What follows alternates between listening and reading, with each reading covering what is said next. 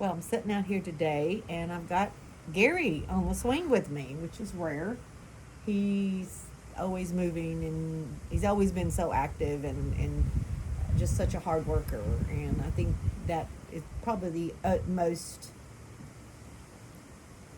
hard thing right now is that he can't go to work. He's just sitting there talking about how he misses not just the railroad, but then he did tree service with my brother-in-law Arthur Green, and he loved it. And so we're sitting out here and we're talking about how it's part of the things that we've done to get here and who we are, and like him being a hard worker. And I noticed beside me here there's a June bug. We got oh my god, we got an infestation of June bugs right now. It's not June, but we got June bugs. But you know how they'll get turned over and they're sitting there struggling. I'm looking at this one right now and I'm about ready to get up and go get him, but they get on their back somehow or another, and their little feet are just in the air. And if They got feet? I think that's what they are. Whatever it is, they got some little tentacles sticking out. But if they don't get turned over, thank you, Karen. If they don't get turned over, they're gonna die.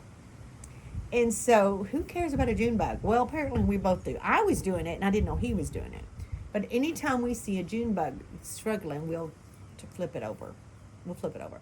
Or they get in the dog's water bowl. I can't stand it to see something just in there, just trying to live. And so we rescue it. And so the day he said, I can't stand to see those bugs do that. And he said, what did you? You said, I'll just turn them over or pick them up, put them on my shirt. Well, I don't put them on my shirt. Yeah. But I got a map. yeah, it shows this heart that doesn't want to see things struggle. It's called compassion. It's called soft heart. I'm reminded of That wonderful daddy I had. yeah, that true.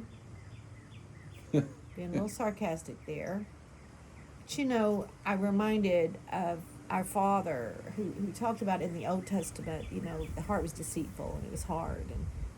But when Jesus came, he said, I'm going to bring a new covenant. And in this one of the things he brought was, he said, I'm going to take out a heart of stone and put in a heart of flesh. A heart that can be moved, a heart that's compassionate. He said, I'll put my laws in your heart and in your mind. You don't need tablets of stone. You don't need people trying to tell you what's right and wrong. That spirit that's quick in Christ, it's in us. It brought him alive. We're made alive. And we have that ability to be moved, ability to hear God, and to be moved by even things like struggling June bugs. But I think those June bugs really represent what we've done.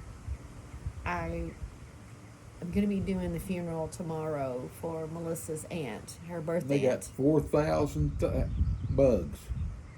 We're going to have to pray with them.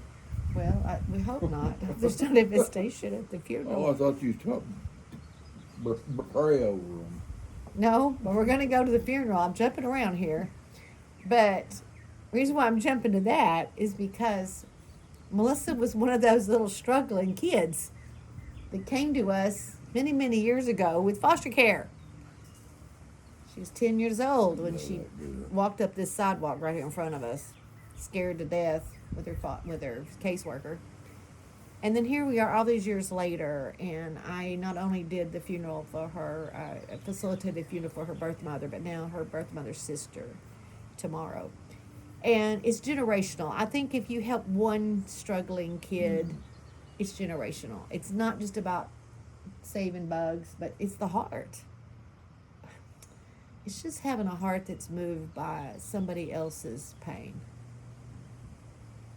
Gary's always had that. I've had that. We had that together. Somebody lately, and I mentioned it, that they said, you've softened. I've been listening to videos and you've softened over the years, and that really brought back to me like, oh, was I hard? That this person, apparently they saw me as somewhat hard. I have softened, and I look back and I have been hard at times. I look back at some of the decisions I made. In fact, I was talking to one of our other foster kids and our, one of the girls that we've loved and still love in our life, but I'm just reminded of how the little things matter. She was reminding me of little things. Little things matter. And I was telling her, I said, I don't think I got it all right. Well, I know I didn't. And she said, no, you did the best you could. And I was like, well, that's it. You know, she said, well, you was a good mama to us. I'm like, yeah, but I look back and I see there was some things, it was really, it's terrible, but what had caused me have some hard places was religion. Some of the choices I made, I wouldn't make them today. And I said, I told her, I'm sorry I made some of the choices that I made. But they came out of religion, and I'll tell you what will cause you to have a hard heart. You go back under the law. Try to put yourself under the law. The Bible said there's a veil comes over you. You don't have that compassionate heart. That's the people Jesus faced when he came. They were very hard-hearted. I don't ever want to get that way, but religion, you got to be really careful. Because if you get self-righteous, you start getting yourself under some law and expectation. If whatever you expect of yourself, you expect of others. You reflect it. So I hope we've softened.